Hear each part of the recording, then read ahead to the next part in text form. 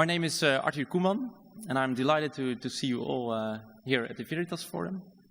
Students, employees, and other guests, welcome, and thanks for coming tonight.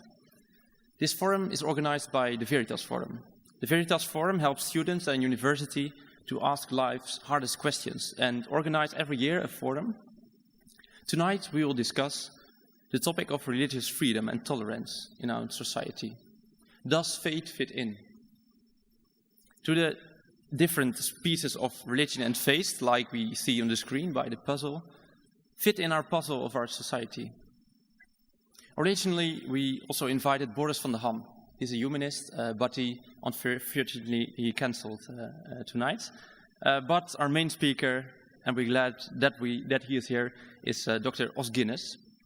And this forum will be led by Hans van Dijk. He is our moderator tonight.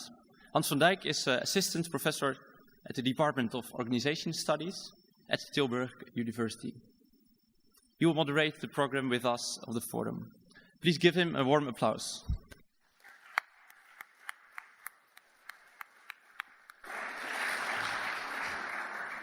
So, that's my name. Very warm welcome to you this evening here on this Veritas Forum. I'm very happy that all of you are here. I'm very happy that I can be here, so thank you for inviting me. And I really look forward to the next 2 hours that we are going to have to discuss these questions together. So, as already been mentioned by Arthur, the theme of this evening is Does Faith Fit In? And we want to talk about religious freedom and tolerance in society. Now, this is a very actual topic because we all know that society is getting more and more diverse, right? With globalization, and especially here in Delft, we've got many people from different countries and ethnicities and races here with whom we have to live together, right? And we have to tolerate each other, I guess. It's even come to my attention that nowadays here in Delft at the Technical University, you even allowed women to be here, right? So it's also gender diverse. But the specific topic that we really want to talk about today or this evening is on religious diversity, and to what extent does faith actually still fit in? And should we tolerate each other, right? Now, as Arthur already mentioned, we've got a great speaker, Guinness. I'm going to tell a bit more about him in a few minutes. And he will talk with us before the break, give his whole perspective on, what he thinks about this topic. I won't talk too much about that. He can do that by himself. And then we have a break. And after the break, we have the second speaker. And the second speaker is you. Because the Veritas Forum isn't a forum where we just want to listen to what happens here on the stage. And, and you'll be the passive recipients. And then hopefully you learn something. No, what we want is we want to have a debate. And because Boris cancelled, we really need you as kind of the counter speaker to counter us, and after the break to give him some really tough and difficult questions. And maybe, you have some very interesting things to say that you then can share with us. Now, how do we want to do that? After Oz has spoken, I'm going to come back on the stage again, and before we take the break, I'm going to ask you to be quiet for a few minutes. I'm going to ask you that so that you have some time to reflect on what he said, to think about, hey, what resonates? To what extent do you agree? What did you learn? But also to think about, okay, are there parts where you disagree? Are there parts where you really have a different opinion? Now, you all have at your chair, you find a white card and maybe also a pen with question. Now, at that moment, I want to ask you to write down the question that you have. And maybe you have many questions, then write down many questions. Write them down and then put them on the table on the right of me, on the left of you. Right, and then we are going to sort through them, and we're going to use those questions to fill up the second part. So that in part we're going to ask the questions that you have posed and ask us to reflect on them. And sometimes I'm going to ask you if you can further provide a bit of explanation about the question. So ideally you also provide your name so that if necessary I can also give you the floor. And we're also going to work with a few statements. And for those statements, you have cards also on your chair. They are red cards and they are blue cards. And these statements, the idea is that we're going to check whether or not you agree with these statements, and we're going to use those also as input for the discussion in the second part. Now, to briefly experiment with that, because usually we have red and green cards, and then it's quite clear what's for what. But I guess somebody was colorblind, so now we have blue cards. The idea is that a red card is for when you disagree, and a blue card is for when you agree. So if we want to experiment, let's say that I have the statement, I am a human being. Can you show me the card that you would put up? Okay. So thank you for the lights. Now I can also see it. So nearly everybody has blue. We have some red cards, so that's very interesting. What would usually happen is that I would then ask such a person, especially those who deviate, so in this case the gentleman here and the one over there who pulled up the red card, and ask them, okay, so why do you have a red card, right? Because then we have some discussion. If everybody agrees, it's a bad statement. But still, most of us, we had blue, so probably we can have somewhat better statements. So let's think about a second statement. For example, I am single. What would be, do you agree, do you disagree? Okay, we've got a nice mixture.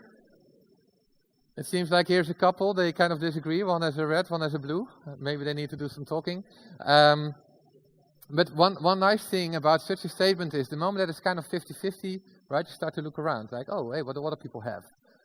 Especially those who had blue, because they're probably very interested in who else is single here. The bad thing about this statement is it's not something that you can discuss about. It either is or it is not, right? It's not something you can discuss. And the whole idea of a Veritas Forum is that we want to discuss about something.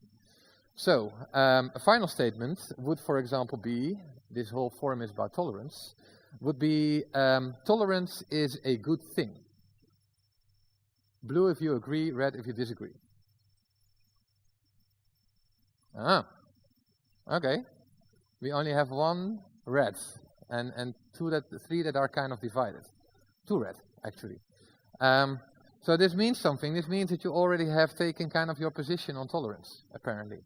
Now, it's interesting to see if Os is going to agree with you, and if he's just going to preach for his own congregation, or if he's going to come up with a different perspective, and see if he can persuade you towards being anti-tolerant. Now, I did a quick search on tolerance, so I went a bit into the history of tolerance, of religious tolerance specifically, and I learned that tolerance comes from the word tolerare. It's a Latin word, and apparently it means to endure. So it's not something apparently that you would say, hey, I do it happily, I'm happy to be tolerant. No, it's something apparently, according to the origin of the word, something that's really painful. Right? Okay, I tolerate it, but actually I really don't want to do it. The first philosopher that really spoke about it in terms of religious tolerance was John Locke. In 1689, he wrote a letter concerning tolerance, which he wrote after there were years and years and centuries of religious intolerance, I would say, where Protestants and Catholics and Muslims just killed each other. And in this letter he wrote, well, neither pagan nor Mohammedan nor Jew ought to be excluded from the civil rights of the Commonwealth because of his or her religion. So he was very much in favor of tolerance. But then, Karl Popper, also a famous philosopher, he said that there's also a paradox of tolerance. And this paradox is that if we extend unlimited tolerance, even to those who are intolerant, the tolerant will be destroyed, and tolerance with it. And Ayaan Hirsi Ali, who we may still remember as a former politician, she actually said, tolerance of the intolerant is nothing but cowardice. So you're a coward if you're tolerant towards the intolerant. Which I think already creates some suspension about the meaning of tolerance, and that maybe you think, hey, tolerance is a good thing, and apparently some people agree, some famous thinkers in the past. But apparently there's also a certain extent and a certain moment in which tolerance isn't a good thing anymore. Well, and therefore I think this evening is a very interesting evening and a challenging topic, and I'm very happy that we have Os Guinness here. And let me briefly introduce him. Now first, the most important question, I guess. His name is Os Guinness. So is he actually family from the Guinness family, from the famous beer? Yes, he is. He's the great-grandson of Arthur Guinness, the Dublin brewer. But what I heard was that 20 years ago the family business was sold, so he's not in that business. But in the past, Os has been born in China, actually. And he was born there, and he lived there still when the Chinese Revolution came. So when he was living there, he personally kind of was there when there was a lot of intolerance towards people. And what I just heard from him was that his parents were among the 6 last Westerners to leave China during the Chinese Revolution. Later on, after he studied, he became a leader at LABRI, which is an international Christian organization. So I think I can already spoil that you're a Christian, right? Also now, and LABRI, it's a Christian organization that promotes and that discusses philosophical and religious questions. After that, he got a doctorate, a PhD in philosophy at Oxford University. Then he became a journalist for the BBC, quite a switch from a philosopher, I'd say. Then he had various research affiliations. He wrote and edited, I thought, 30 books, but I learned that in the meantime, I think it's more already. Anyway, so also wrote a lot of books. But does that mean that he's a philosopher that's just very theoretical? No, definitely not, because there are 2 things that I want to briefly point out, and then also I'm going to give you the floor. So maybe you can already come up here. One thing that Oz did was he was the lead drafter of what was called the Williamsburg Charter. Now, I didn't know what it was, so I had to look it up. But it's an affirmation which was written in 1988 about a lively and reasoned debate on the role of religion in the public life of the USA, which is exactly what we're now going to talk about. And more recently, in 2012, he was the primary drafter of the Charter of Conscience, which aims to bring religious tolerance back in the public square in the European Union. Am I saying that correctly? Yes? Well, so... Roughly. Roughly, okay. So we have here a speaker who knows really a lot about it and who just doesn't know a lot about it, but who's also actively been engaged in this. So it's my pleasure. Oz, let's give him a warm hand. Thanks. To introduce you. Good luck.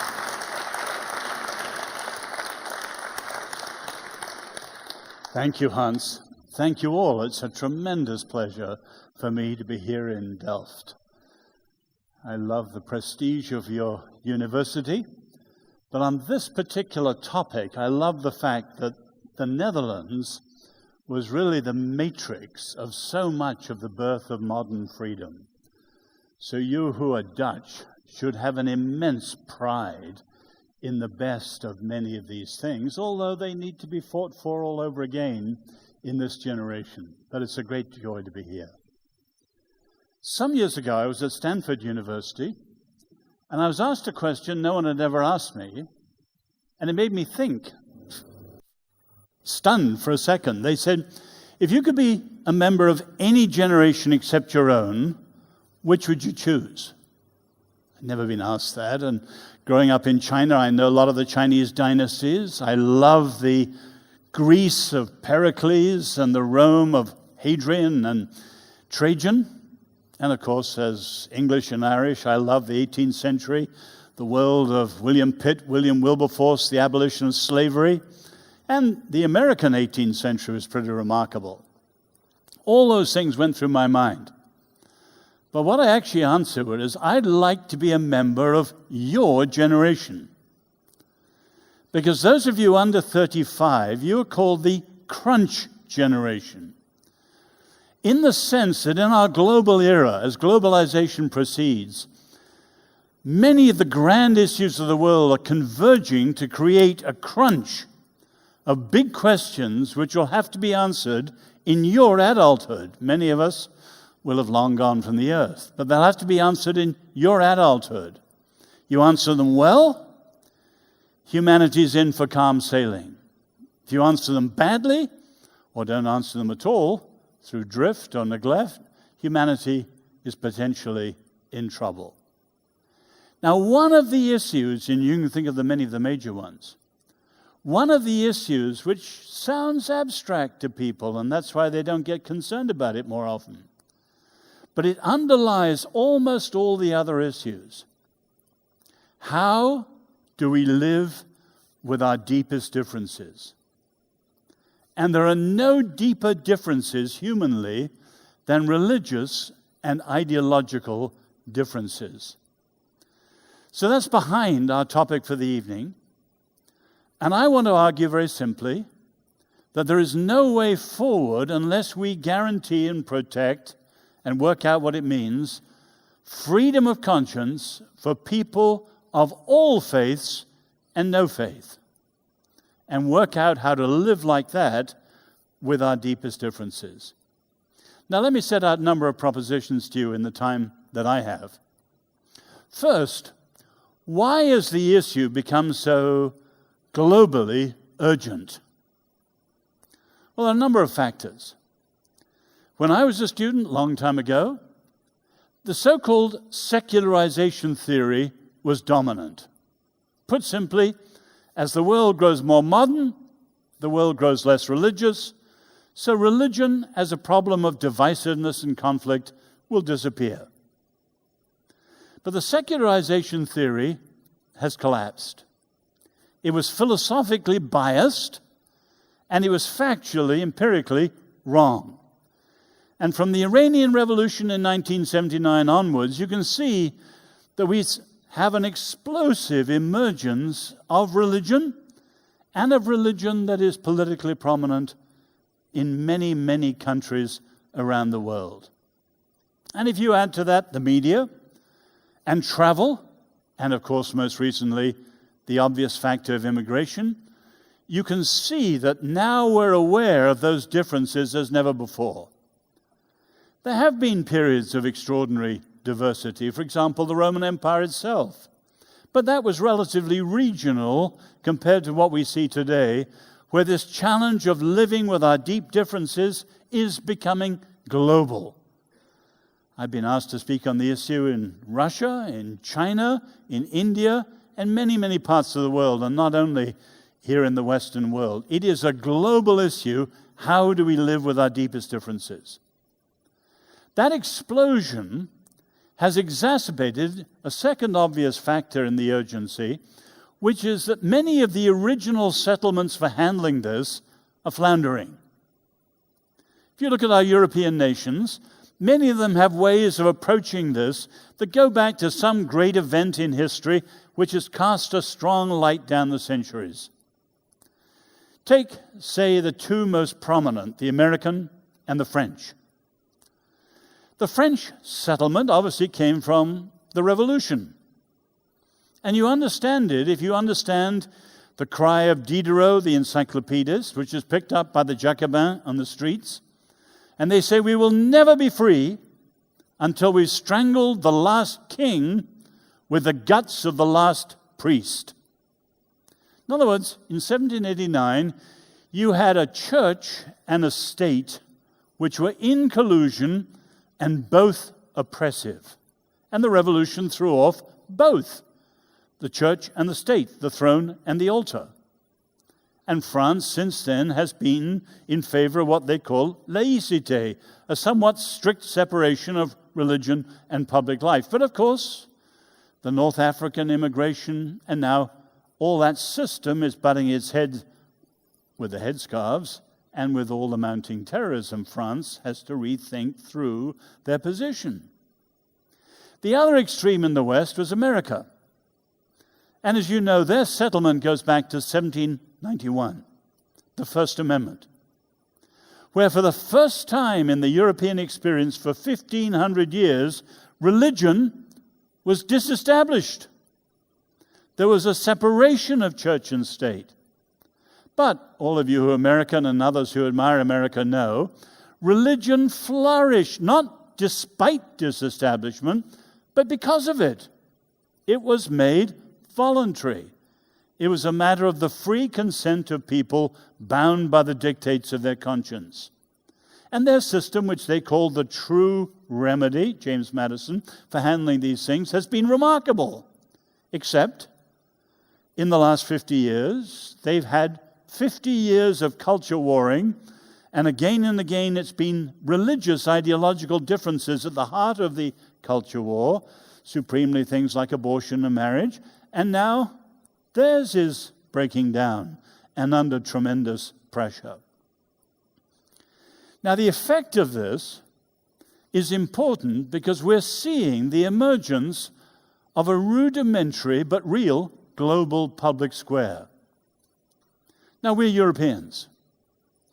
The public square is precious to us as Europeans, going back to the Agora in Athens. Many of you must have seen it.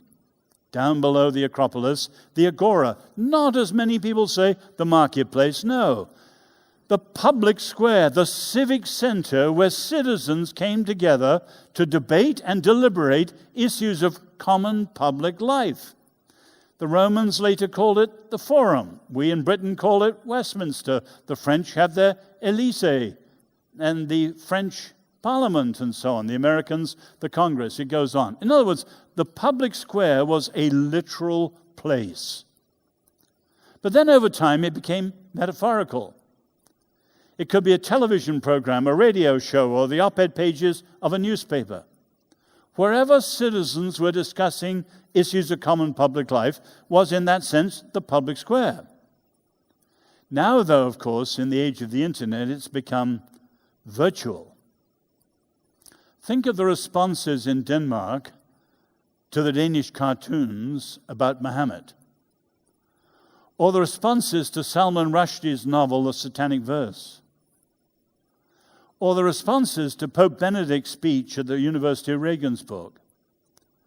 What you see today is that even if we're not necessarily speaking to the world, we can be heard by the world, and the world can organize its response, often violent. And in many of those cases, it was not a spontaneous reaction, but something that happened several months after the initial incident that was worked up very carefully by people in very different parts of the world. And what it means, as you look, say, at the social media and its effect on politics today, we are seeing the emergence, very rudimentary, but nevertheless real, of a global public square. And of course, it puts pressure, it exacerbates the question, how do we live with our deep differences? So you can see this first point. This issue of how do we live with our deepest differences is one of the world's most urgent issues because it underlies so many of the other issues that will be debated in your adulthood. We need to settle this, and we need to settle it in terms of freedom and justice and harmony and stability. Second point I want to make is, many of us would argue there's no way forward except by appreciating the principle of freedom of conscience. Now, freedom of conscience is not widely appreciated today for all sorts of reasons. Religious freedom is often scorned by others as freedom for the religious. No. Everyone has a worldview. Everyone has a faith. We can say all faiths and nones, but actually no one has no faith at all. Secularism is a faith. Religious freedom is not freedom for the religious only. It's for those who have a supernatural worldview, certainly, but for those who have a secular, naturalistic worldview as well, and very importantly so. And there are many ways in which freedom of conscience and religious freedom is disparaged today. Why does it matter? The basic reason is that it is the first freedom. If you take seriously our human rights, there are three core political rights: freedom of conscience, freedom of speech, freedom of assembly or association. They're not ranked. There's no hierarchy. But they are interlocked. And you can see, if you think of them logically, that freedom of conscience or religious freedom is the basic one. What do I mean? Well, freedom of assembly or freedom of association, the freedom to get together with people with whom you agree. It's not there to give you the right for a kumbaya moment. You want to get together with people to whom you want to say things that matter to you because you share them in terms of belief. In other words, freedom of assembly assumes and requires freedom of speech. But equally, freedom of speech, you can say anything you like. In Britain, we have to talk a lot about the weather. It's so rotten. But freedom of speech is not there to guarantee the trivial. It's there to guarantee the fundamental. Why? Because you are convinced of those things, that they are right and true and good and just or whatever, because you are convinced of them so much so that you are bound by the dictates of your conscience. So freedom of speech assumes and requires freedom of conscience. Now notice immediately, freedom of conscience is not freedom of choice.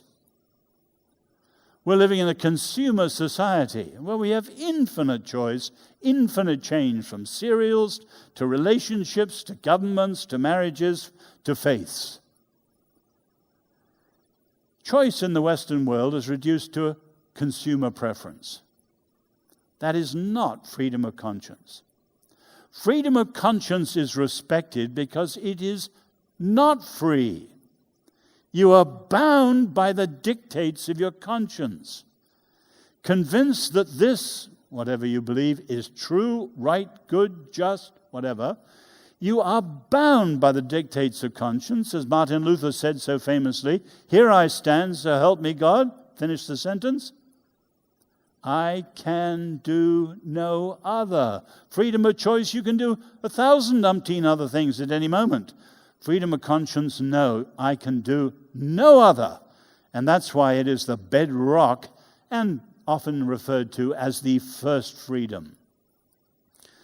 So I would argue that we need to protect that rights if there are to be human rights at all. And they are called into question in many circles today.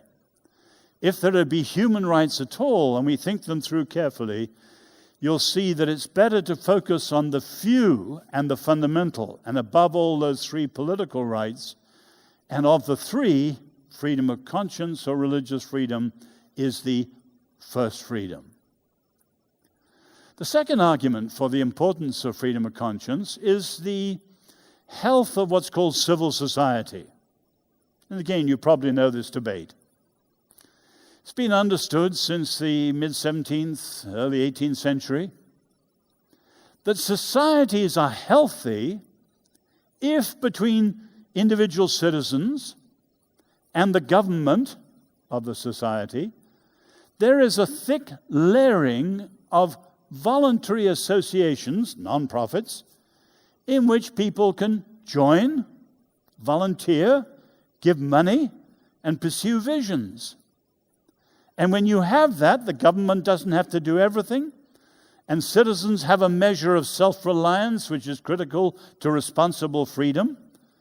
And so when you have a healthy civil society, which, say, they don't have in China at all because of a communist government, you really have a large measure of freedom. And it's been critical if you look at the best of Western entrepreneurial visions of charity, of the reform movements, or of the educational movements. Now, many of those came out very simply, if you trace the historical origins, from freedom of conscience. People with their visions of what was just pursued things like the abolition of slavery and 1,000 other reform movements. And those things flourish when freedom of conscience also flourishes.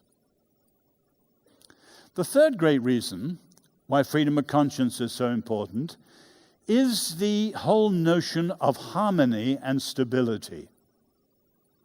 As Hans said, I was born in China. When I go back to China almost every year and speak, say, in the Chinese Academy of the Social Sciences, someone or another will say to me, well, China doesn't need this. We are a harmonious society. They're quoting President Hu Jintao. A harmonious society.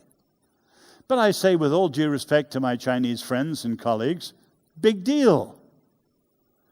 You have diversity in China,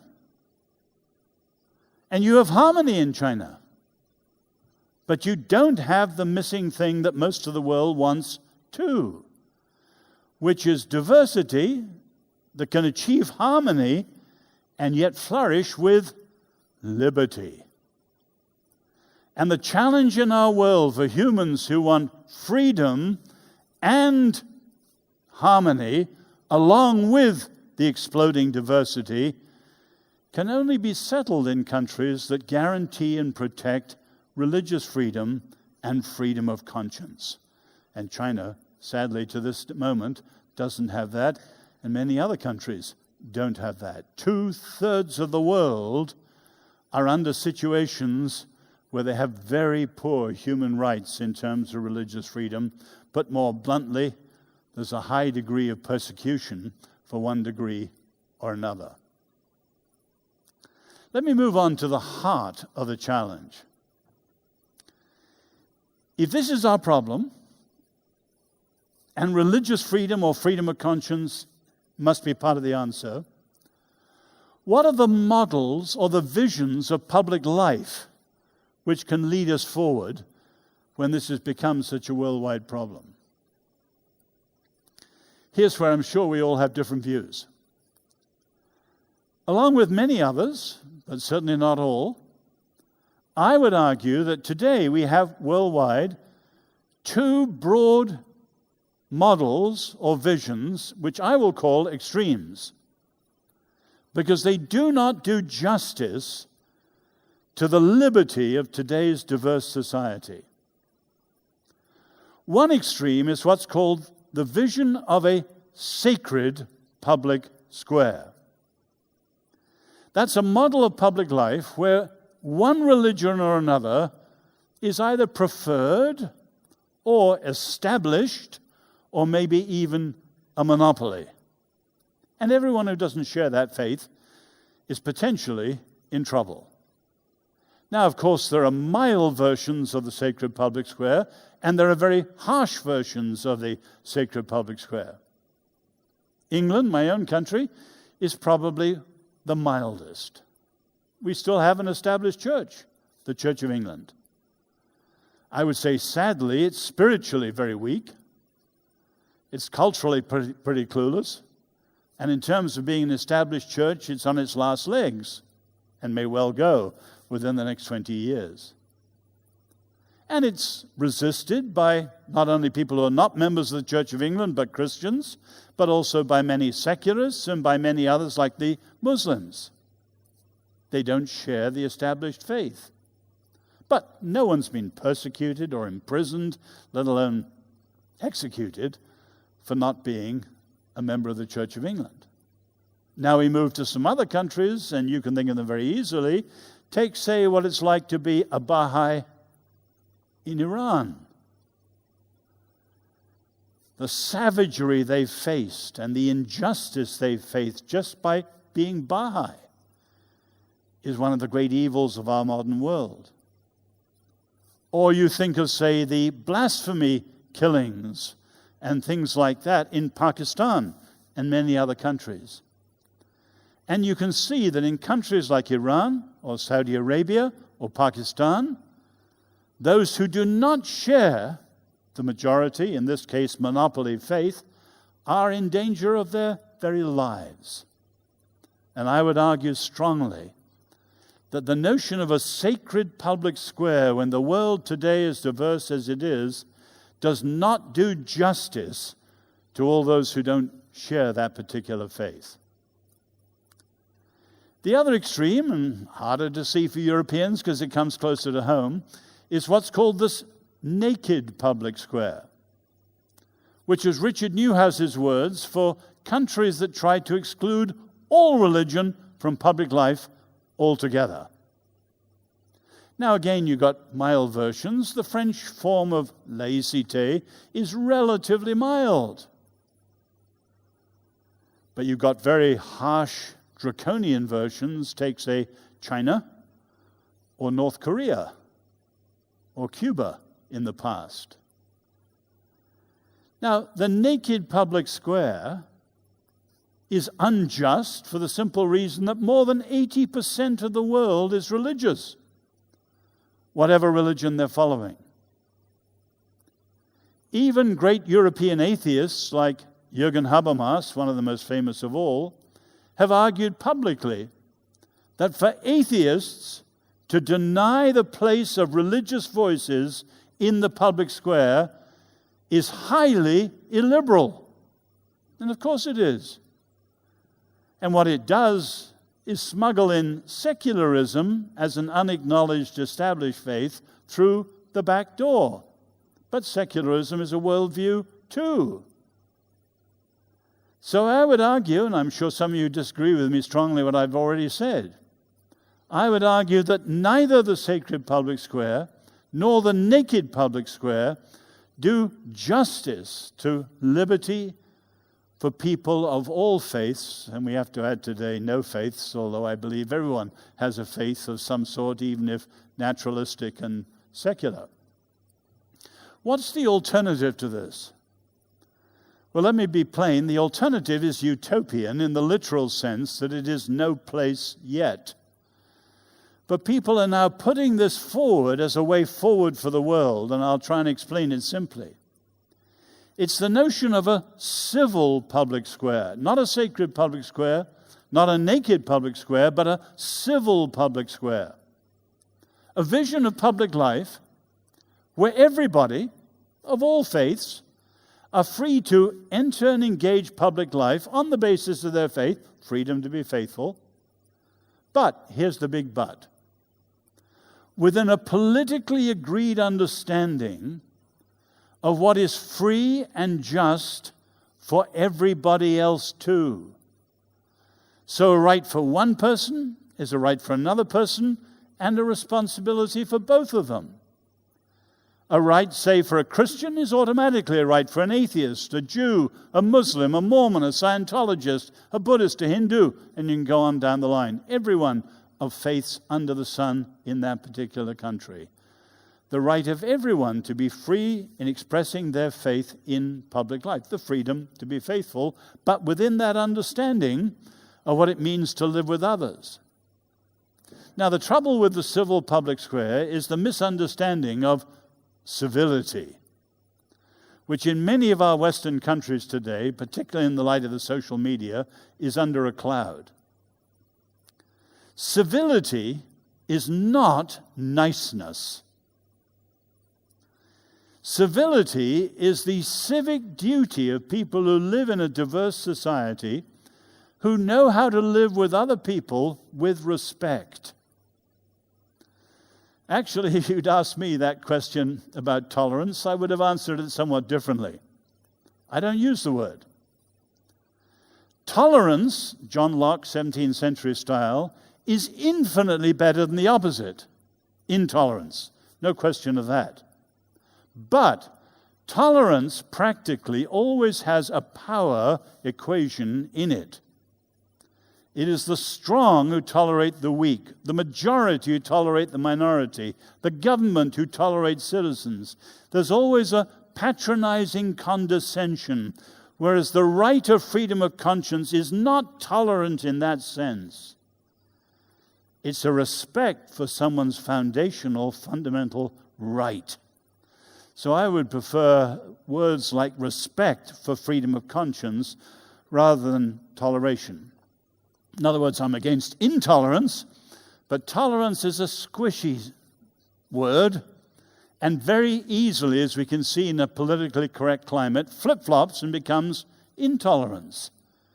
And you can see many of those who call themselves inclusive are actually very exclusive in terms of who they're inclusive of, and so on. And the fact is that tolerance is much more elastic than people realize. So I'm in favor of a deeper idea, which is respect for people's human rights, and above all, the right of freedom of conscience. Civility is not niceness.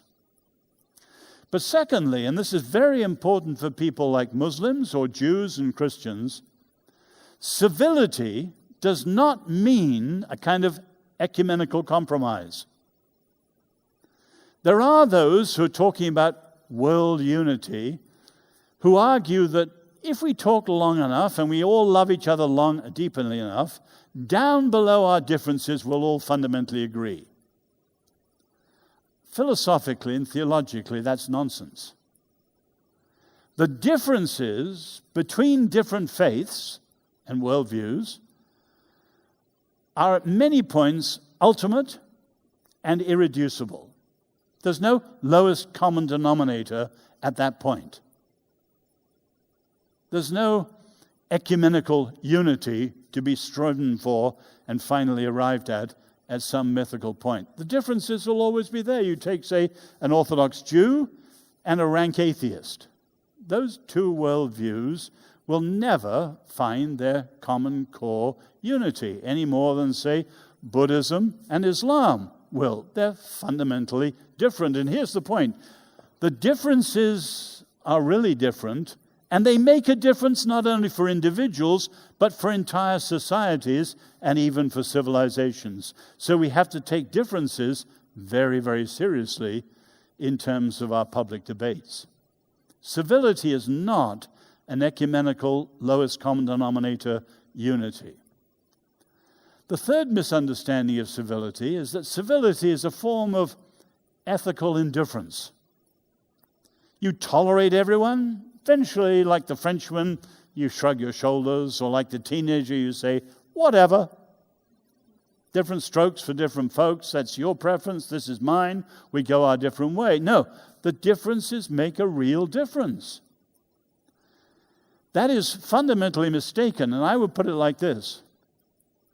The right to believe anything does not mean that anything anyone believes is right. The first half of that sentence is freedom of conscience, the right to believe anything. The right to believe, not to behave or practice, but the right to believe is absolute. Freedom of conscience protects believing. It doesn't protect beliefs. That's the fundamental error of the Muslims in the United Nations. They argue for things like the blasphemy laws, which protect their beliefs. And in the name of that, you have all sorts of false accusations and hundreds of people every year killed all around the world. But freedom of conscience does not protect beliefs. It protects believing. The right to believe is absolute, but doesn't mean that anything anyone believes is right. Many people believe things which are muddle-headed. They believe things which would be socially disastrous if we all lived that way. Sometimes they believe things that are fundamentally morally evil and need to be resisted. But here's the point. You respect their right to believe what they believe, but you equally have the right and the responsibility to argue persuasively, not coercively, persuasively against what they believe. And in democracies, you hope that 51% will always have the good sense and so be powerful in their persuasive arguments that their views prevail, or else we're all in trouble. But there's a huge amount of misunderstanding surrounding civility, and it needs to be recovered today. Now, how can this be done? And I'll finish with this and then throw it open to you. Well, we need, first, the reopening of this civil public square. Whether it's the American culture wars, or the French digging in their heels over laïcité, or the confusion in the Netherlands or Britain about what multiculturalism is as immigrants come in, you can see that Europe and the United States and most of the West is in incredible confusion today. And we need leaders who can articulate what a civil public square means. Secondly, though, and this is very important, we need the revival and restoration of civic education. Any of you know the history of freedom, for example, the great French theorist Montesquieu, or his great disciple Alexis de Tocqueville, who wrote Democracy in America. They were emphatic that freedom needs not only the structures of law, it needs what he called the spirit of law. The structures of law are a constitution and laws. But that will never keep freedom going by itself. You need the spirit of freedom kept alive from generation to generation, and one generation can lose it. Tocqueville called that in America, you can't just survive by geography, he said to Americans, and certainly not by law. You need what he called the habits of the heart. Freedom taught from parents to children, teachers to students, so that the ideals of freedom are alive in the heart. Now you look at the European Union. We've got articles, conventions, laws. We're burdened with them everywhere. But Europe has hardly any discussion of what the spirit, the habits of the heart of freedom really are. And Europe is a long, long, long way from freedom. And Americans are now making the same mistake. Everything in America has turned into a lawsuit. See you in the law court. And they're thinking you can litigate you can't litigate freedom. A law is too blunt an instrument to settle many of the problems. You need to have a restoration through civic education when people are kids, so they grow up knowing what freedom is, and then when the issues arise, you need citizens discussing many of these issues. They can't all be handed down by lawyers and justices in law courts. They simply can't, or freedom dies. So we need a revival and a restoration across the West and across Europe. And I'll finish with this thought. I do not believe in a one-size-fits-all. All our countries have different histories. All our countries have different values. It so happens that England, my country, the Netherlands, your country for most of you, have magnificent past in terms of freedom, but often today stifling and denying and squandering the best of the past. Tragically, America, which on this issue has got the best record maybe of any large country in history, is today openly squandering its heritage by ignorance and by pursuing things in all sorts of wrong-headed ways. But there is no one-size-fits-all.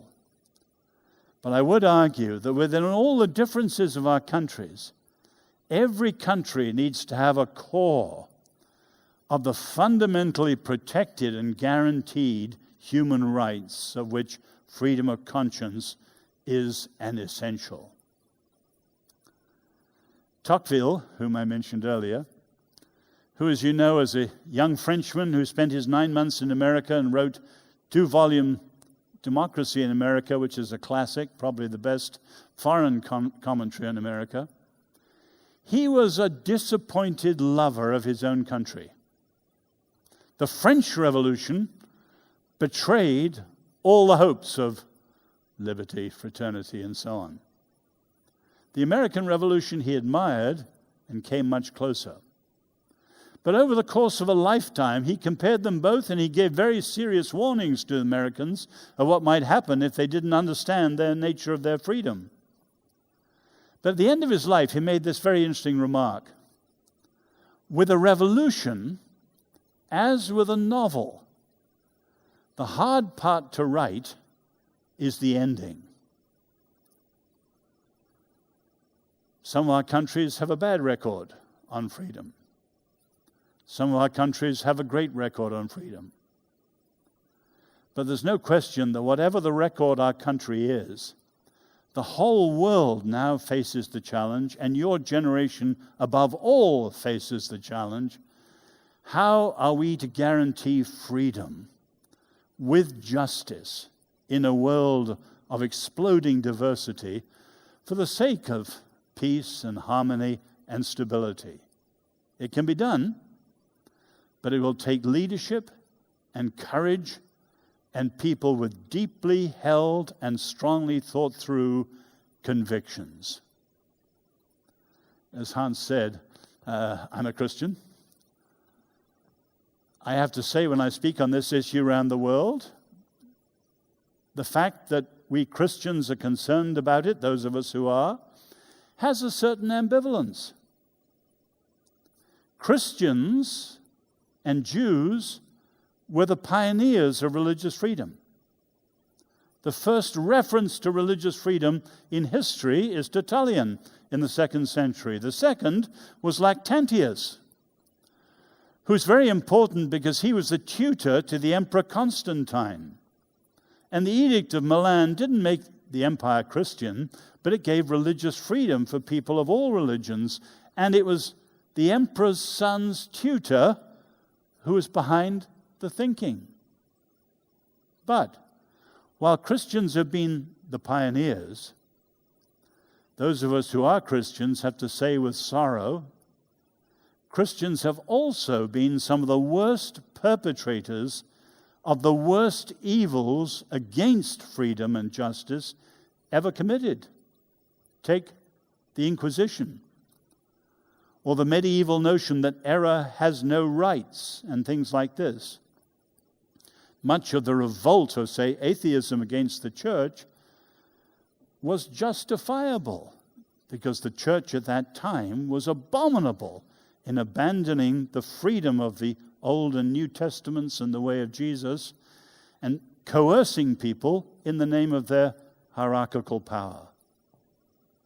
Thank God, with the rise of modern understanding, Roger Williams, William Penn, and many others, Christians have taken their part again in the vanguard of standing for these things, although today the third part of the ambivalence is that Christians are the most persecuted faith in the earth. Many other faiths are persecuted, but wherever almost anyone is persecuted, Christians are persecuted too, which means that some Christians enter into the fray out of concern for us, and that, of course, is a fatal mistake. As with any human right, it's not about us.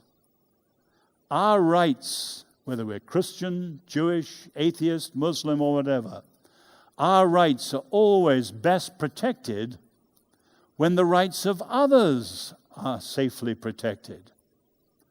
In other words, when the rights of the tiniest minority and the most unfashionable community know that they are safe. So that would be my argument to you tonight. And the Netherlands is a key society in pressing forward for the entire world.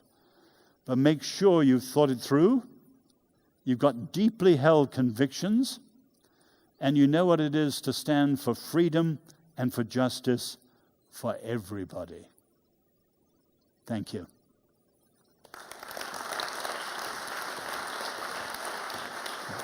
Thank you very much. All right. Let me get this one. Now it's time for you to write down your questions and to challenge us the way that he has hopefully challenged you. So I want to ask you to first be quiet for 2 minutes. Think about it, all of what he said. Think about your questions and write them down. And then in 2 minutes, I'll announce the break.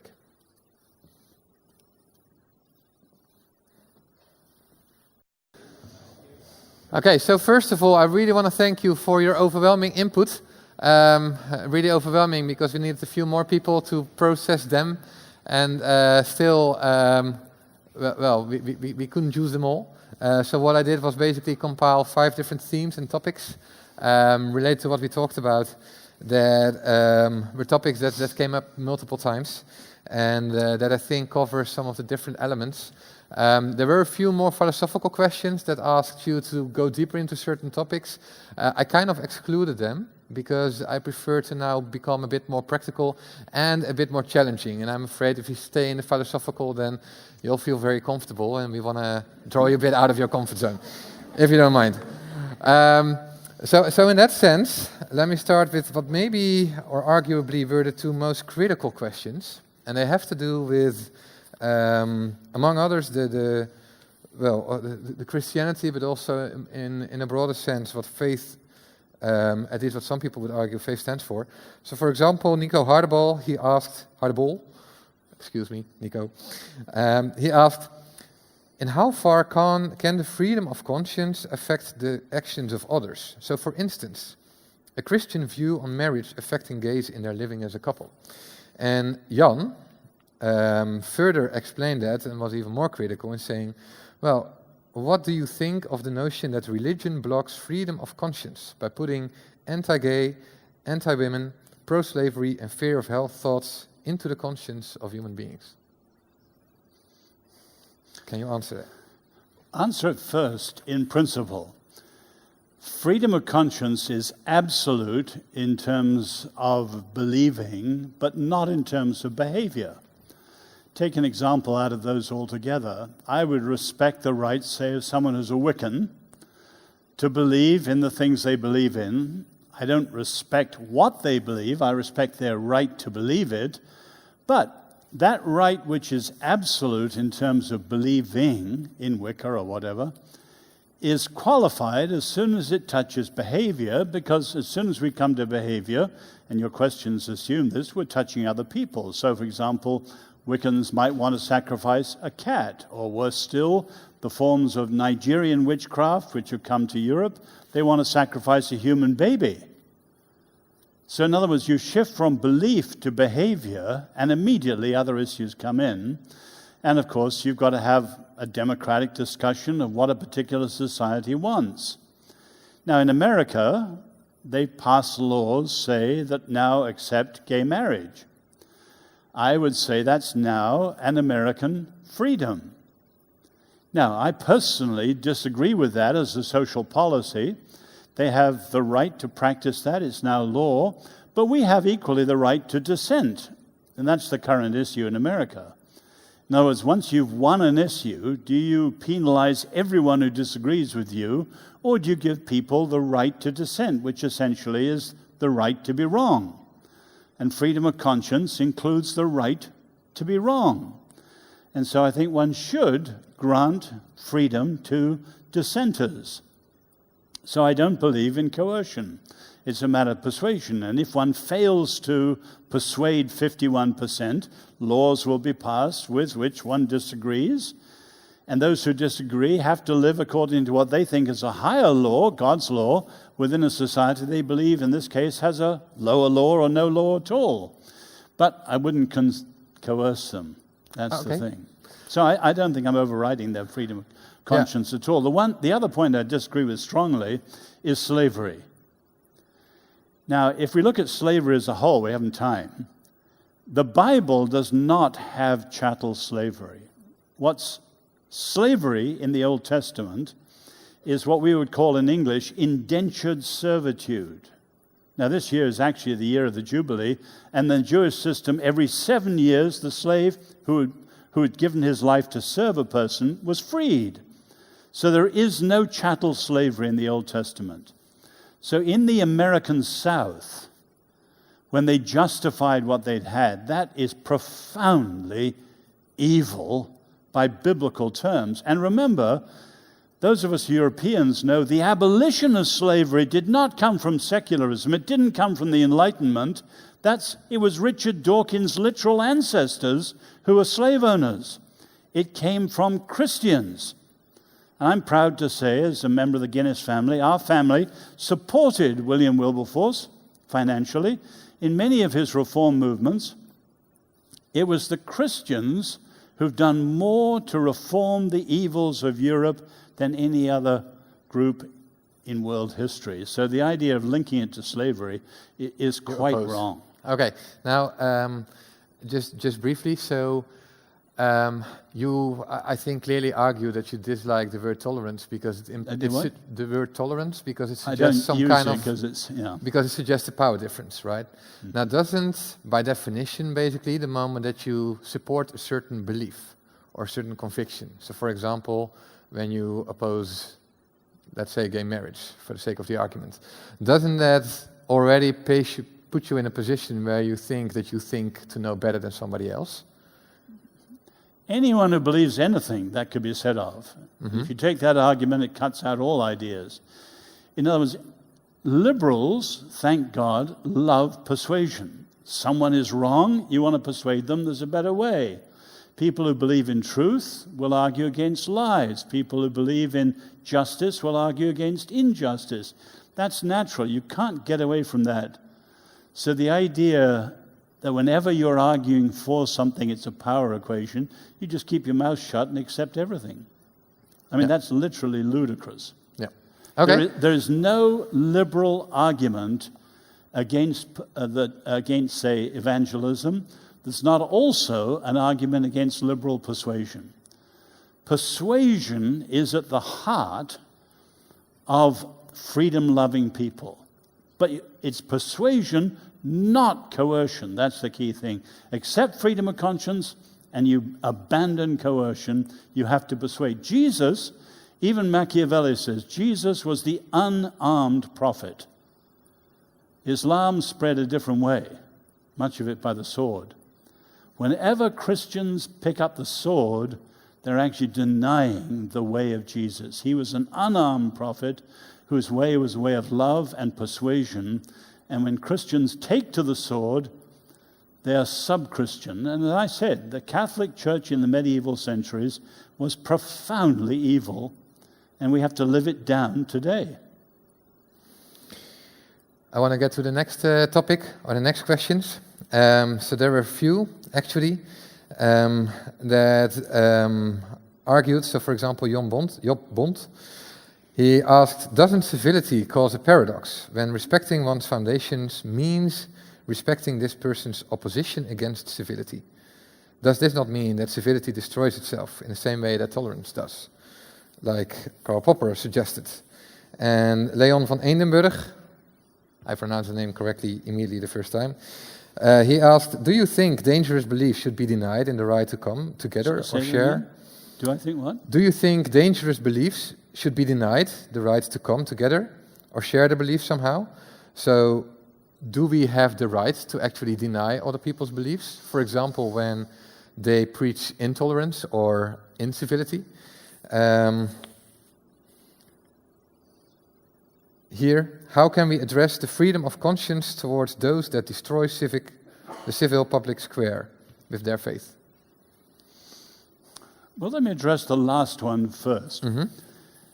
A democratic open public square can always collapse in one of two ways. Either by allowing people into the public square who will play the game to put everyone else out of the game. And you have, say, in America today, two groups, one of whom are Christian Reconstructionists who actually say that we will play the pluralistic game to put the enemies of God out of the game.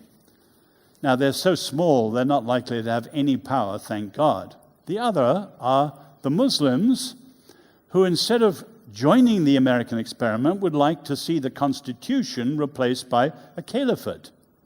If they were to win the public argument, that would be the end of the American experiment. But of course, a democracy assumes civic education. Every generation introduced to what it means to be a free citizen in that society. So every person growing up should be able to take their place, arguing for the things that keep that society going in a healthy way.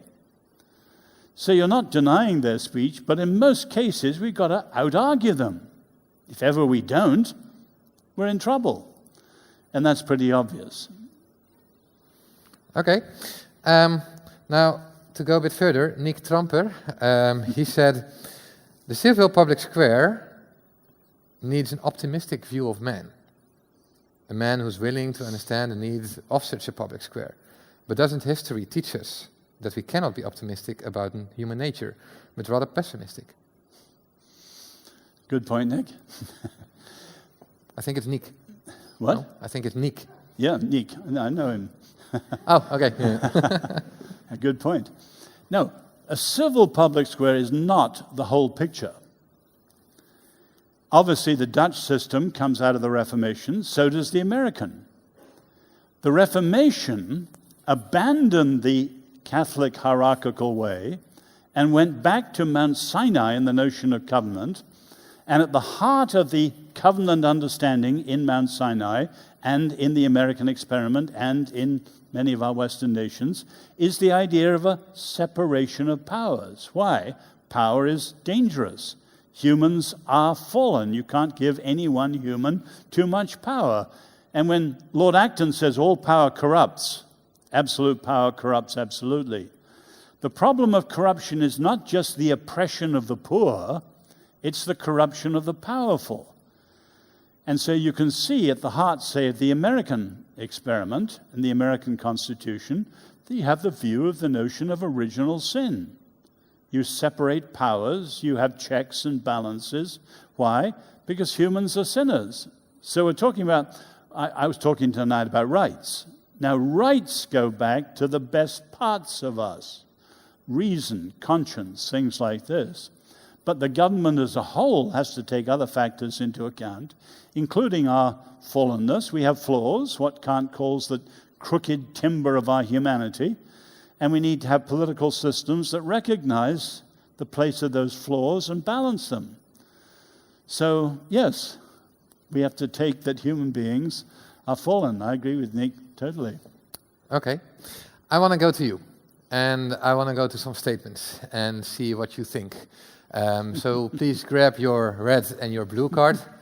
Again, red means that you disagree, and blue means that you agree. Now, the first statement that I have, if it's working. There we go. Now, here it still says tolerance. This was before we had the speech. So I'd say let's change the word tolerance with respect. Okay, so also made a big plea for respect. Now, the statement reads, more than respect is needed for harmony in society. So the question is, okay, if we respect, that suffices, or do we actually still need more? If you say we need more than respect, please, the blue card. If you disagree with the statement, so if you would say, for example, well, tolerance is enough, then the red card. Yes? Please put up your cards. More? Okay, so respect is not enough. We need actually more. And I see a few people with red. Was there somebody with red there on my right? No? Oh, there. Okay. We have, I think, 2 throw microphones. Can we first give the gentleman over there, throw one to him? It's a microphone. It looks like a box. You can catch it, and then you can talk in it, and then everybody can hear you. Oh. Now everybody can hear it fall. Can we explain? Why did you have red? Why do you say, well, you know, respect, as long as we respect, it suffices? First of all, hello. Hello. And personally speaking, I'm coming from a country which is being ruled by a conservative Islamic state, I mean Islamic government. And in my experience so far, I have seen that people who are used to, you know, that kind of conservative beliefs are, after a while, they get used to implement their beliefs on other people's. I mean, they're not flexible. And that's why I think that tolerance is enough. Because if you want to respect their beliefs, no matter how intense they are, they might not be advantageous to the society. Yeah. It's something personal. It's my experience so far. And I think tolerance is enough. Because if you want to respect every person's opinions, it might cause many problems. Thank you very much. Now, I'm also very curious, because for those of you, which is basically everybody else, who pulled up a blue card, you apparently have some thoughts about what else is needed. So, can I ask some of you if you can raise your hand who is willing to say, well, I have an idea? Okay, here. Can somebody get the microphone here? I think we have another one. Yeah? Oh, it's coming. There you go. What else is needed? I have the pink one. Very inclusive here. Well, for example, we need a lot of conversations, I think, because even though you can respect somebody, if you don't open your mouth, you don't teach them, and then you create a discrepancy, which in the end can lead to, I don't know, civil war or something like that. So. Okay, so we need conversations. Anything else? Anybody? Yeah? Can you throw your pink microphone to him over there? That's the most original thing I've ever seen in crowded participation. Great idea, Delft. Technical university, you get these things. Very innovative. I think we definitely need observable science, and that is very important to change the views of very religious people. Because religion... What do you mean with observable science? Now, for instance, you can see that there is a lot of homosexual behavior amongst all kinds of mammals. Not humans, but other mammals, for instance, sheep or other animals have these homosexual actions. And that's why it is very reasonable to also expect these homosexual actions among human beings. And that's what we also see in society. But religion condemns homosexuality You stated an example that at the moment in America things are changing, of course, but like the past centuries and still at this moment in more Islamic countries, homosexuality is a very big problem. And I think that observable science and also, of course, conversation, but observable science will help harmony in society. Okay, so with observable science you mean spread and share science such that everybody around the world knows what the most recent scientific findings are, right? Okay, so we have conversations, we have observable science. I'm not disagreeing with your fundamental point, but nobody has ever said that the way nature behaves, which is observable science, nature read in tooth and claw, should be the way the humans behave. So you have to say a bit more, but that's another. Yeah, indeed. Let's not get into that debate, I think. Is there anything else needed, according to you, for respect? Yes, here. Can we get the pink microphone here? Oh, Nice catch. Brilliant. A nice throw. A footballer. American football. I think there is also some positive form of relation between humans that is needed for harmony. Something like loving each other, doing something for each other. While this statement only says that, well, you should respect people and still everybody can be lonely, and I wouldn't call that harmonious. Yeah. Okay, clear. So we need conversation, we need observable science, and we need love. Can I summarize it like that? Anything else? Yeah? Here? Well, I think it was summarized quite clearly by yourself in the beginning of the talk, is that tolerance is pretty awesome, but you need a safeguard against the power discrepancy that it creates. So you also need a safeguard for yourself, for your own. If you tolerate someone else in such a way that he can overrule you, then it's not tolerance anymore, then it's just submission. So you also need you need a wall for yourself, to guard yourself. So you need clear boundaries where tolerance is protected against the intolerant. Exactly. Okay.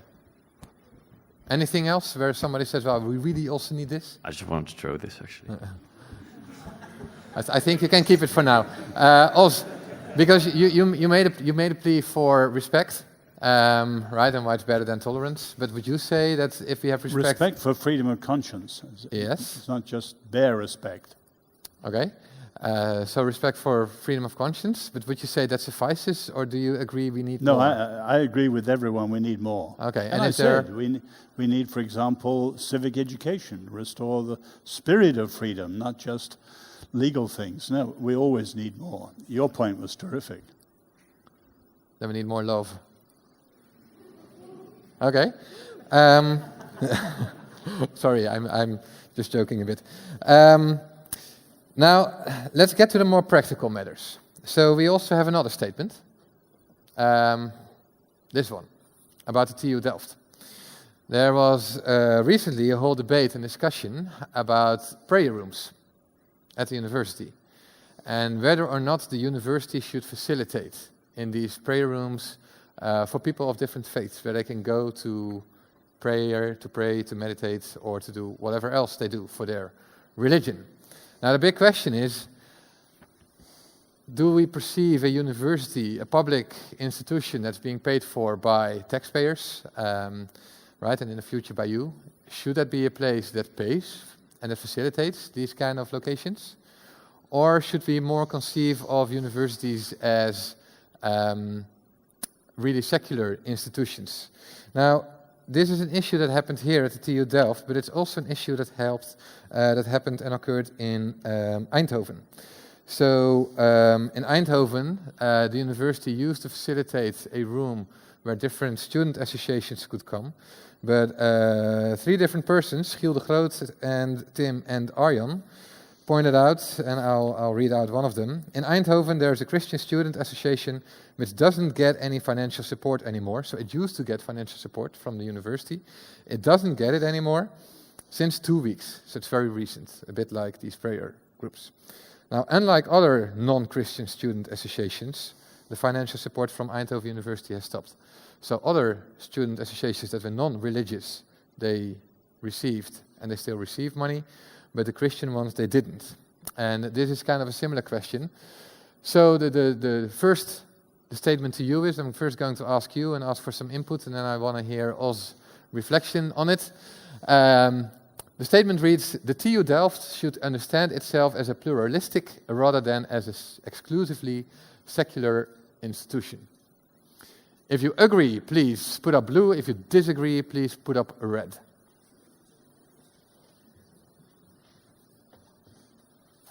Okay. We still don't have too much diversity in our answers, but it's a bit more. I guess the gentleman with the microphone, you can give it to your neighbor. I first want to hear the red people. Yeah, it's a very far throw. Woo! Well done. Yeah. Well, I think there's a difference between respecting a certain conscience and facilitating a certain conscience. So, well, I am a supporter of prayer rooms, I think, but I don't think it's something the TU Delft should do with their secular identity. Okay, clear. Anybody else who had a red card who wants to further elaborate? No? Yeah, in the back. Maybe you can throw the blue one to him?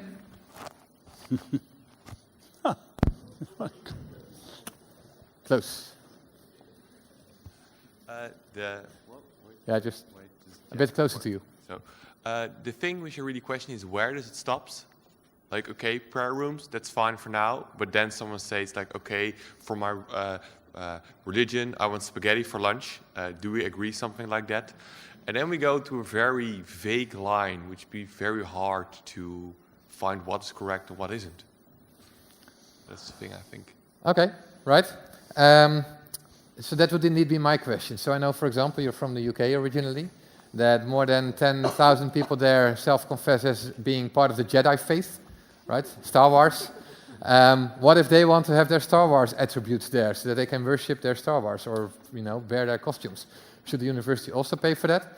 Now, most of you had a blue card up, so you apparently agree with this one.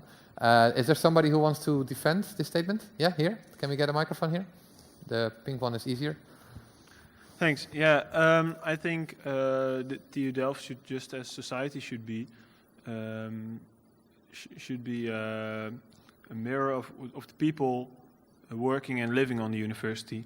So if there are enough people that are going to make use of a prayer room and enough people that tolerate or are okay with the fact that there are prayer rooms, then just the democratic process and the discussions about it should lead to prayer rooms or not. But you have to decide it at actually the civic civic place, marketplace. So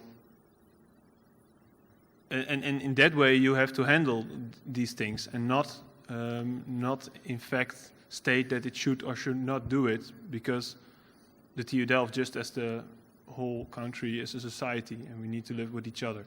Yeah, okay, so you say you have to reflect society. Anybody else who wants to expand? There in the back.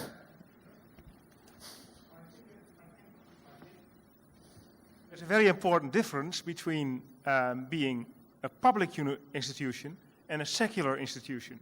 And I think the university is a public institution and not a secular institution. And what exactly do you mean with it being a public institution? You mean that you have to serve the public? What I mean with that is that it's a public atmosphere, a public sphere, a public, how do you say, an institution where people with different convictions, life convictions, are around, and should be allowed to be there. Whether university should build prayer rooms or not is a different question. But that is the question here that's at stake. So it's not a question, should we just get rid of all the Christians, for example?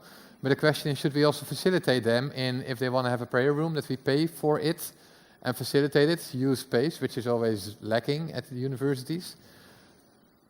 That is the question.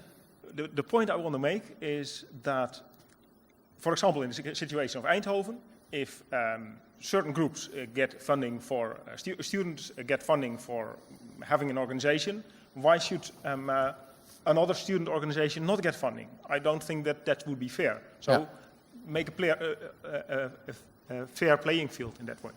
Okay, clear. Anybody else who wants to add anything? Another plea, another argument? Yeah? Okay, you can throw it to your right. I think that any good university is a marketplace for ideas, whether they're popular or unpopular. And to exclude one gathering over another, I think is really risking the very purpose of the university of being a place that anybody can gather and exchange ideas. Okay, but you can also have the gathering without facilitating a specific location and paying for it, right? Point well taken. Okay. The gentleman in front of you. Yes, but I would say that if you want to have a good university, then you want to have a good discussion. That means that you want to facilitate more opinions, not just the biggest ones. Because good science often comes from people who dare to think different. Clear. Now, so my argument and my rebuttal, also to what the gentleman here said, would be, isn't the university already exclusive by only allowing the top, most intelligent people here, and we have then very intellectual conversations, which means that by definition we exclude the majority of society. But Os, maybe you can help us with this question and with this statement. Where do you stand and what do you think? Well, I'd start with the gentleman at the back. There's a difference, start with semantically, there's a difference between secularist and secular. The word seculum just means this age. Nothing wrong with that. Christians or Jews, everyone's in favor of that. What we're against is secularist. In other words, a particular worldview which is given favor. So the university is secular, but it is not, shouldn't be secularist. So I would say that it's pluralistic, or as you said at the back, it's public, and the public today is diverse. And so there should be that freedom. Now, the thing you have to add, when you have civility, in other words, respect of everyone for everyone else is strong, you can have incredible diversity and strong expressions of it, and no one is that worried about it. When you have low civility, which is what's happening in the West now, every little thing becomes a new lawsuit, new argument, new controversy. And in America, and the question in the back went to this, we've gone now from free speech to silencing speech. And you have safe places where people are not going to be offended. And people are disinvited because some people don't like the position of the speaker invited on campus and so on. And American universities are now denying free speech. When I was a student in the 60s, America was the center of fighting for free speech. And you can see we've flip-flopped. Now, there's an even more insidious things in your prayer group. That's a matter of facilitation and just offering places where anyone can go. But in the US now, in the name of political correctness, they're reaching into the leadership of groups, and say a Jewish group might disagree with sexual revolution or a Christian group, and they're not allowed to be on campus. That is really insidious and anti-pluralist.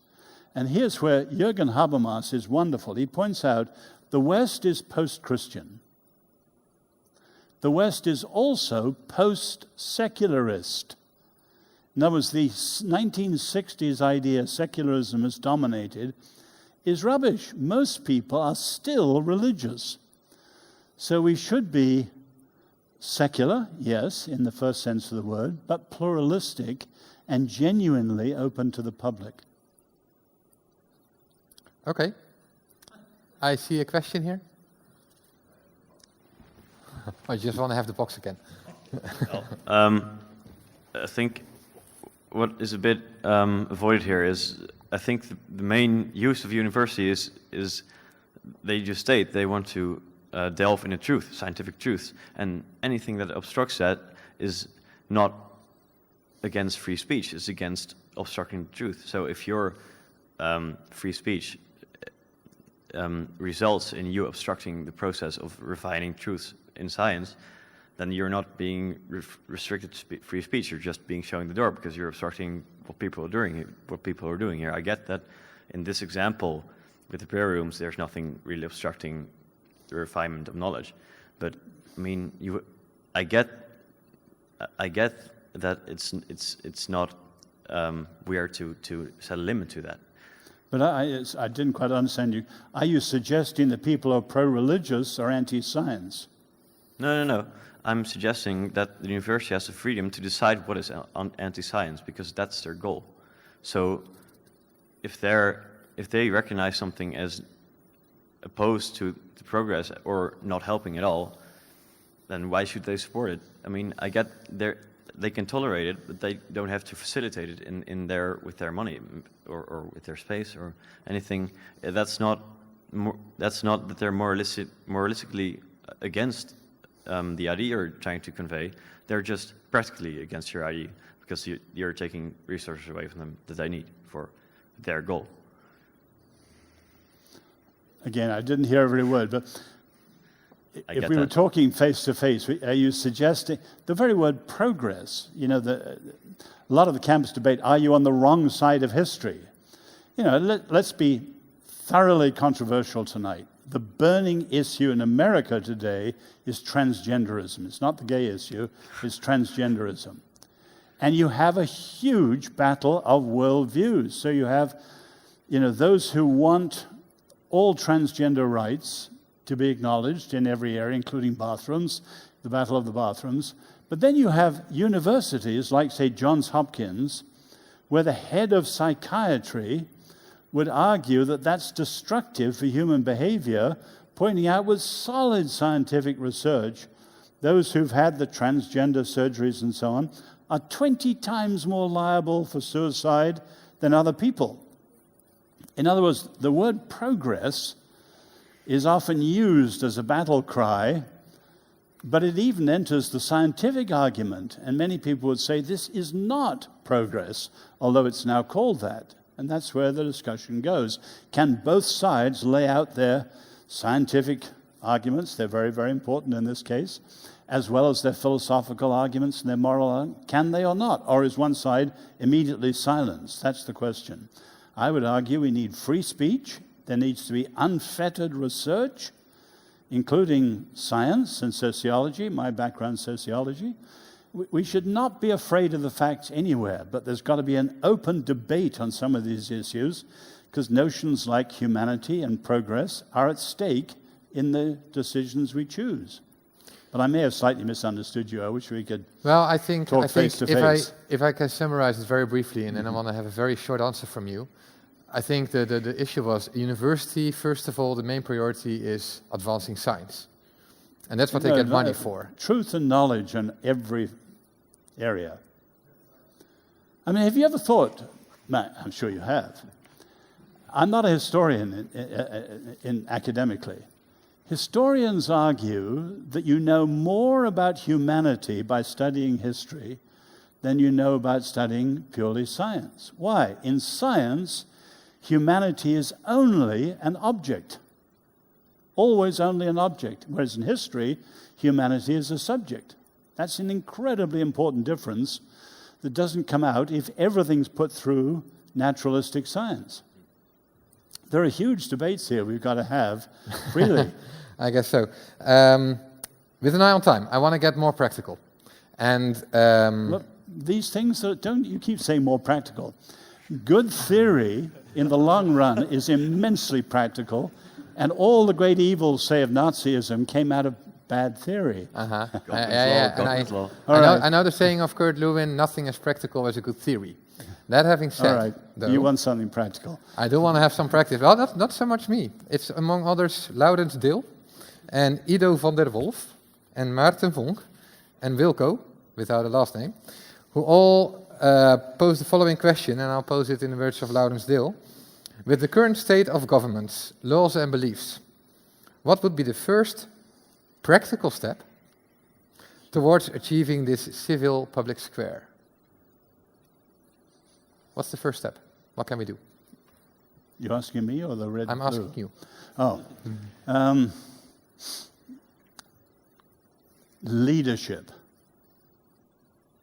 The moment the Western world has politicians, there's hardly a statesman speaking. Secondly, vision. The European Union is all bureaucracy, regulations, technology, laws. There's hardly any vision of what the ideal of Europe should be. And then thirdly, the implementation of this, I said things like civic education. We could take in a huge amount of immigrants if, when they arrived, we taught them through schooling and other things what the way we live is and why we value these ideals and those ideals and so on. In other words, if they were assimilated and integrated, integration wouldn't be a fear. It wouldn't change our identity. So we need leadership, we need vision, and of course to break with things we need courage. And then they need to know how to implement things that make a real difference, like civic education. So there are a number of things that actually could be done. I'm living in America now. America needs a second Abraham Lincoln. Why? Because Lincoln understood the way it had been set up, the way it had gone wrong, and he called the nation back at tremendous cost, eventually his own life, what he called a new birth of freedom. And he did it. And America's off course again all these years later and needs a second Lincoln who understands what the American Republic project experiment is, calls it back to what might be a new birth of freedom. And Europe needs leadership like that instead of the bureaucrats in Brussels, with due respect to them. I guess Trump wouldn't really qualify as a new Lincoln, right? No. Okay. But nor would Hillary. She's a wonk. Now, I mean, so we also have elections at a certain point coming up, and then we can look for, okay, who fits into that profile. But that would still be quite a long way, and there's only so little that we can do. Is there something that we can do when we go home? I'm sorry for asking this even more practical question, right? But I just want to know, is there something that we can do to further help create this civil public square? Well, we've got to face the fact the universities are being politicized, and that's tragic. So we've got to begin where we live and work, which is the universities, and create free civil public forums and get beyond much of the political correctness and all the various things that are crippling the universities today, and let them be the great institutions pursuing knowledge, truth, freedom, etc., that will be the standard bearers for our civilization. So begin where we are. What we're doing right here. Mm-hmm. Absolutely. Thank God for the Veritas Forum. Okay, I want to get to the last statement because this kind of I think summarizes or is about one of the core issues that we talked about here. We all know, and you also mentioned it and used the example of France, for example, of a place where they are kind of arguing, well, things like faith and religion, it doesn't really fit in. And people have to, if they are religious, if they want to express their faith, they have to express that at home, privately, but not somewhere publicly. So I want to go to this statement. Okay, religion should be kept in the private domain. Now, I think your plea also was clear. I think it's clear what you think about this. But after we've had this forum, I'm very curious, are we all in agreement here or not? So if you agree, blue. If you disagree, red.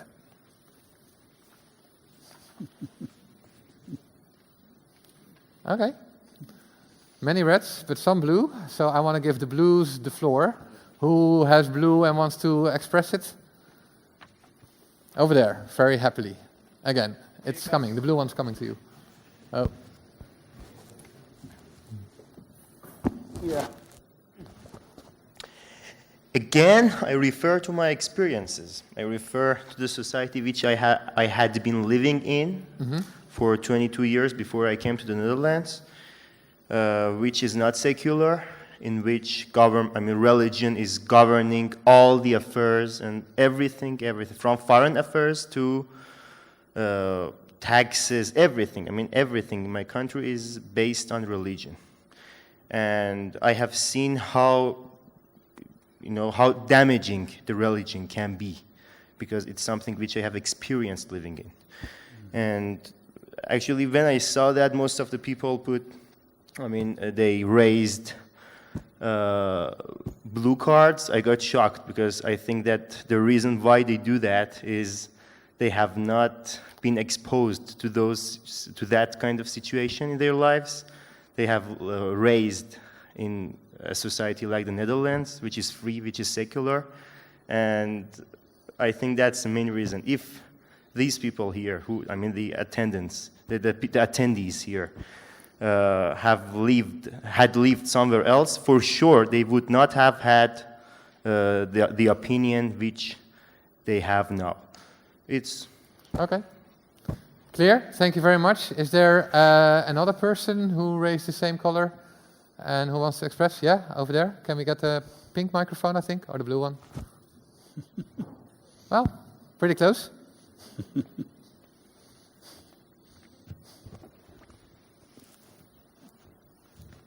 So you also agreed with this statement?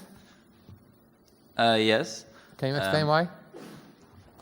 It's kind of the same reason, because... you have a similar experience?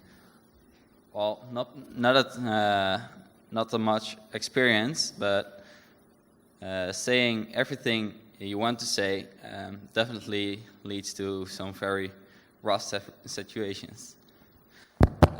So it can sometimes be better just to keep your opinion away for the greater good. Yeah. So discussion, okay, but it might be better not in the public domain. Okay, thank you very much. Os, regarding this statement and what has been said, maybe some last final words from you? I understand what they've both said, and I said that when I attacked the sacred public square and the naked public square.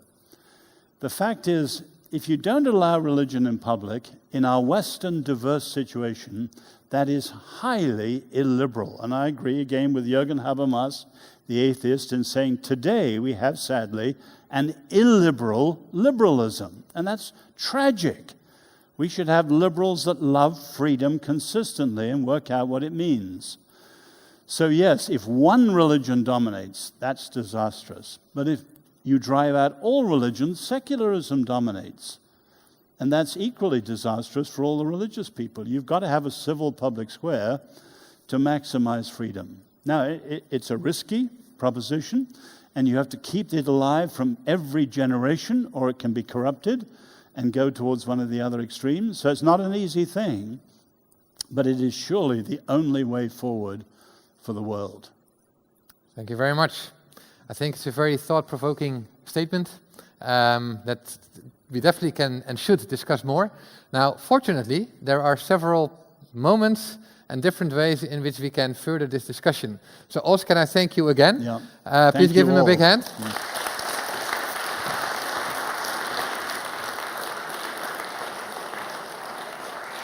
And then I asked the organizers to the front, and they are going to tell you what we are going to do to further this discussion, because it doesn't end here, right? No, it doesn't end here, indeed. Thank you very much. First, I want to thank the speaker of Guinness. May you come up to the stage again? Very thanks for your words and that you would come to Delft to share your words with us about this important topic. We want to thank you with something. It's coming right in your back. Oh, my word. We have some bouquet of flowers, and we do have also, we brought something very typical Dutch. They're called the stroopwafels. Oh, thank you. That's when you're going back to plane, I think it's hard to bring the flowers to London, but take the stroopwafels. Thank you. Thank you very much. Maybe a warm applause for the speaker. Hans van Dijk, would you come along?